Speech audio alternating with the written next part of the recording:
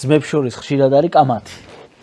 მამა ვის მხარეს იჭერდა? სუჩემ მხარეს იჭერდა სულ ნაბოლარა და წარმოიდგინეთ რომ ყველა ძალიან გორი მე უყვარდი რა. მე ეგრე მეჩვენებოდა. თან პატარები უფრო არასდროს წყლის დალევა არ მამაჩემს არ დედაჩემიდან არ ჩემი ძმების ჭიქიდან წყალი არ დაულევია მარტო ჩემი ჭიქიდან ასვავდა. წარმოიდგინე რა. აი ბაბას ვიძახი 100%-იას. პატარები სულ მოჩიჩხინეები და მაკვარანცხები არიან ხოლმე და თქვენ როგორ იყავით ამ დროს? უჩიჩხინებდით ხოლმე ძმებს? მე არა ისინი მიჩიჩხინებდნენ ხოლმე მე არა. მე უკვე რამდენი წლის იყავით პირველ რიგში მამა როგორ დაიცვალა? ანუ თქვენს წარმატებებს თუ მოესწრო? მოესწრო კი, როგორ არ მოესწრო. მაგრამ აი ბოლო დროინდეს 2008 წელს გარდაიცვალა მამაჩემი. ანუ თქვენ ოლიმპიადაზე წასვლასაც მოესწრო? კი, ყველაფერს კი, შეჯიბრებს როგორ არა კი.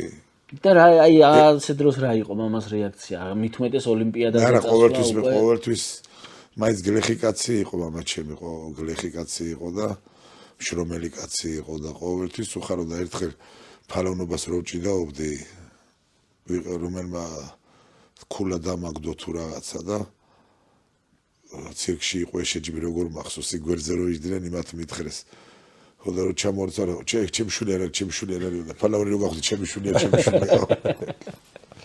არა მახსოვს რომ მამაჩემთვის როდისმე ეჩხუბოს ან ზედმეტი აი შუათანა ძმა რო გეჩხუბებოდა თან შენიშნავს უკვე რაღაც მამაჩემი რო იყო რა ვერ მეჩხუბებდა აი ეგ და მეკითხა ზუსტად მამასთან თუ მიდიოდი არა მარტო რო დამიჭერდნენ მე ვიყავით სადღაც მარტო რო დამიჭერდნენ მამაჩემთან შანსი ერთ დედაჩემი და ვერც ვერავი ხვას ვერ ამცევდა